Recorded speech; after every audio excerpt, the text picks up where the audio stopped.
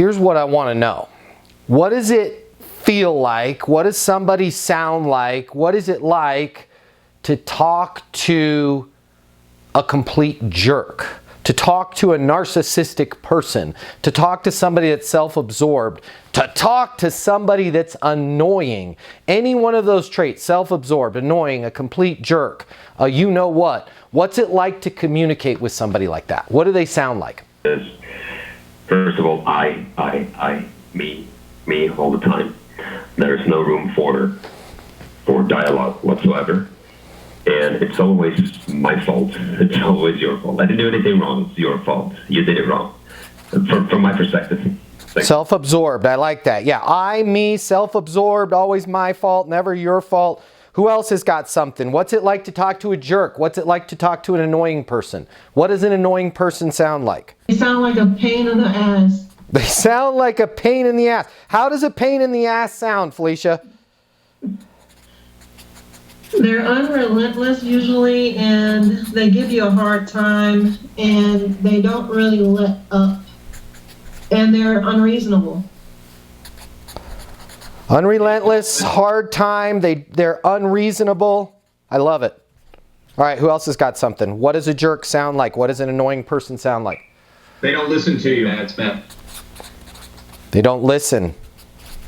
What else? They might not be open. They think they have all the answers. Dismissive. All the answers. They're very dismissive. Amen, amen. Dismissive. All right, we got a pretty good list here.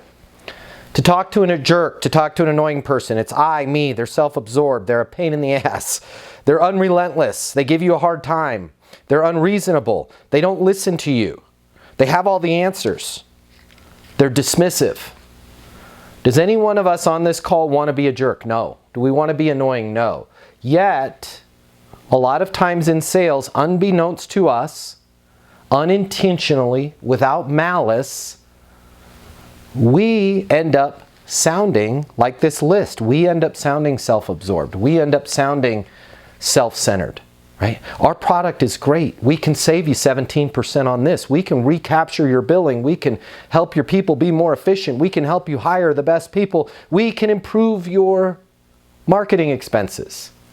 I, me, right? Unrelentless. Come on, if you just give me 5 minutes of your time, I'd like to explain this, right? Don't listen. A lot of us don't listen. Why? Oh no, I listen. But let's take that back. Let's really take a look at don't listen. What's most important to you guys? Lowering our cost of advertising. Oh great, fantastic, because we can lower your cost of advertising by about 30 to 40% up front. Guess what? You didn't listen. What's most important to you? Lowering our cost of our advertising.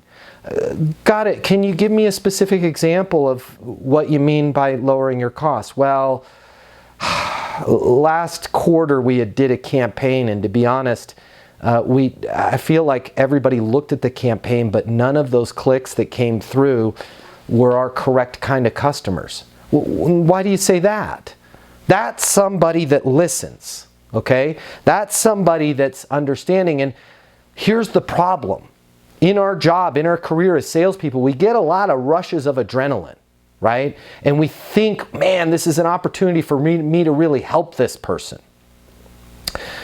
Your prospect doesn't care how much you know until they know how much you care. And the best way to show them that you care is to avoid everything that was on this list. Avoid being self-absorbed. Avoid being a pain in the butt.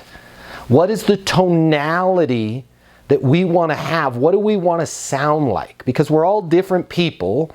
We all have different attitudes. We all have different voices. But let me give you a recipe for a tonality that's going to help you avoid sounding like you don't listen. That's going to help you avoid sounding like you have all the answers.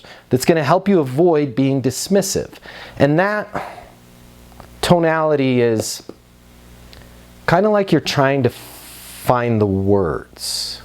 When you sound like you're trying to find the words and you slow down, even though you know exactly what you want to say, it gives the other person some time to think about what you're about to say. It gives the other person time to think about what they're going to say. And it makes it clear to them that you've actually heard them, that you've actually listened to them. And this is something that us in sales, us as six-figure producers, seven-figure producers, million-dollar producers run into all the time.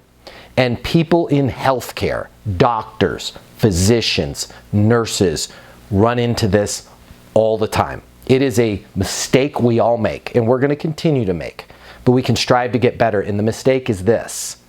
Once you've done this 5 times, 50 times, 100 times, 500 times, 5,000 times, it becomes very quick for you to go, seen that before, I've got the answer, we can help, they came to the right place, but you have to understand this. Your prospect, your customer, your client, they haven't solved this problem 5,000 times before, just like you have.